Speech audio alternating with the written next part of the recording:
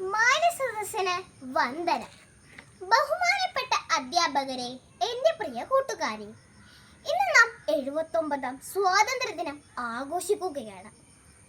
1947 August 15 British സാമ്രാജ്യത്തിന്റെ അടിമത്തത്തിൽ നിന്നും ഇന്ത്യ സ്വതന്ത്രമായി. ഈ ദിനത്തിൽ സ്വതന്ത്ര സമര സേനാനികളെ ഓർക്കുകയും അവരുടെ ധീരതകളെ സ്മരിക്കുകയും ചെയ്യാം. ഇന്ന് നമ്മുടെ ഇന്ത്യ ഒരുപാട് മേഖലയിൽ ഉയർച്ച കൈവരിച്ചു കൊണ്ടിരിക്കുകയാണ്.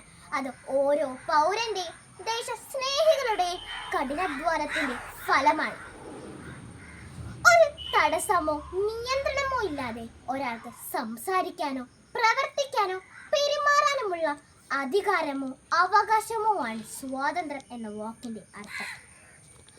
ഔദ്യോഗികമായി ഇന്ത്യക്ക് സ്വാതന്ത്ര്യമായെങ്കിലും പൗരാവകാശങ്ങളുടെ മേഖലയിൽ സ്വാതന്ത്ര്യവും അടിമത്തവും തമ്മിൽ ശക്തമായ വേർതിരിവാണ്. ഓപ്പറേഷൻ സിന്ധൂർ, അവയ്ക്ക് നേതൃത്വം നൽകിയ പെൺപുലികൾ, വനിതാ വിഭാഗം, ഫിഡെ വേൾഡ് കപ്പ് ജേതാവ് ദിവ്യ ദേശ്മുഖുവും എല്ലാം അഭിമാന നിമിഷങ്ങൾ നമുക്ക് സമ്മാനിച്ചു.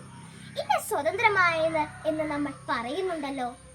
വർദ്ധിച്ചു വരുന്ന തൊഴിലില്ലായ്മയും വിലകയറ്റവും ഇന്ധന പ്രതിസന്ധി തുടങ്ങിയ പ്രശ്നങ്ങളുടെ പിടിയിലാണ്.